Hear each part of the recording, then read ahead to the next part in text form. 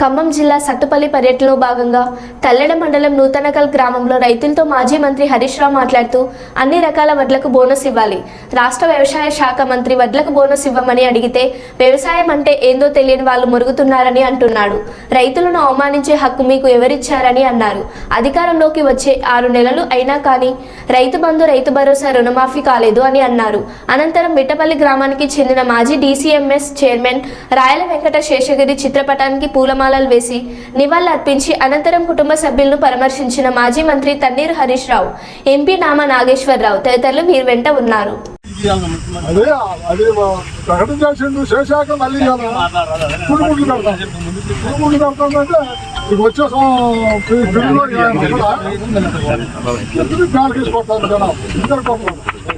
అప్పుడేమో వడ్లకు బోనస్ అన్నారు, ఇప్పుడు సన్నాలకు మాత్రమే. అంటే మరి మన తెలంగాణలో ఖమ్మంలో ఎక్కడ చూసినా 80-90% తోటే పడుతుంది.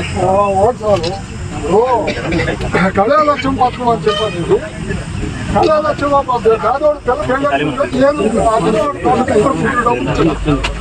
కళాలక్ష్యం ఎంతో అని చెప్పండి. కళాలక్ష్యం లేదు, డబ్బులు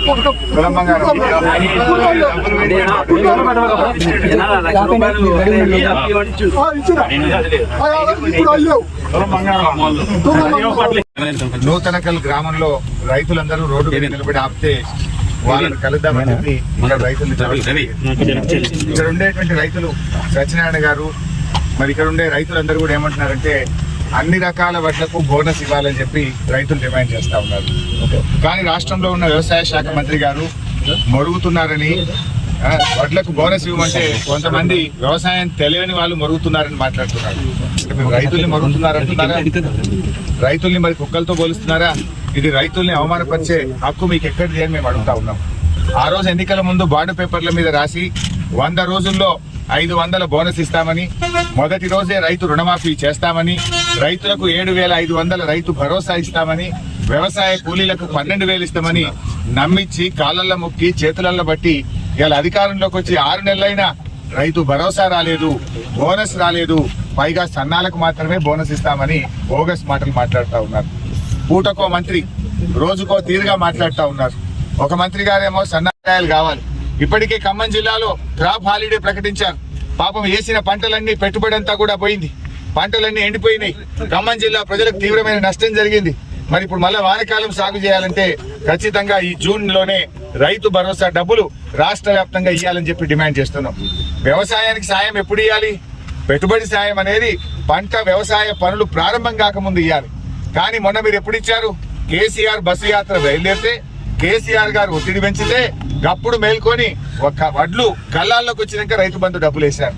ఇప్పటికైనా ఈ వానకాలం రైతు భరోసా డబ్బులు 7,500 ఎలాంటి షరతులు లేకుండా, కోతలు లేకుండా అందరూ రైతులకు ప్రతి ఎకరానికి 7,500 రూపాయలు ఇవ్వాలని చెప్పి మేము ప్రభుత్వాన్ని డిమాండ్ చేస్తున్నాం.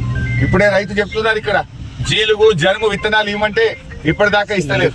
పైనుంచి పర్మిషన్ రాలేదని, జీలుగు, జనుము విత్తనాలు ఇవ్వడం లేదని, వర్షాలు పడి 3 రోజులైంది, విత్తనం చల్లుకుందామంటే ఈ ప్రభుత్వం కనీసం విత్తనాలు సరఫరా చేయడంలో కూడా పూర్తిగా విఫలమైపోయింది. ఇప్పుడే వ్యవసాయ శాఖ అధికారితో మాట్లాడితే రేపటి నుంచి ఇస్తామని మాట్లాడుతూ ఉన్నారు. అంటే ఈ ప్రభుత్వం యాజమాయిషీ కోల్పోయింది, పరిపాలన మీద పట్టు రాలేదు. ఈ ప్రభుత్వం నీటి సరఫరాలో ఫెయిల్ అయిపోయింది, విద్యుత్ సరఫరాలో ఫెయిల్ అయిపోయింది, తాగునీటి సరఫరాలో ఫెయిల్ అయిపోయింది. మాట్లాడితే కేసీఆర్ తిట్టుడు, గత ప్రభుత్వాన్ని తిట్టుడు. ఇంకెంతకాలం కేసీఆర్ తిట్టుకుంటూ బతుకుతారు?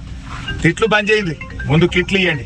ప్రభుత్వ ఆసుపత్రుల్లో పోతే ఇవాళ కేసీఆర్ కిట్ బంద్ అయింది, న్యూట్రిషన్ కిట్ బంద్ అయింది. గవర్నమెంట్ ఆసుపత్రుల్లో మందులు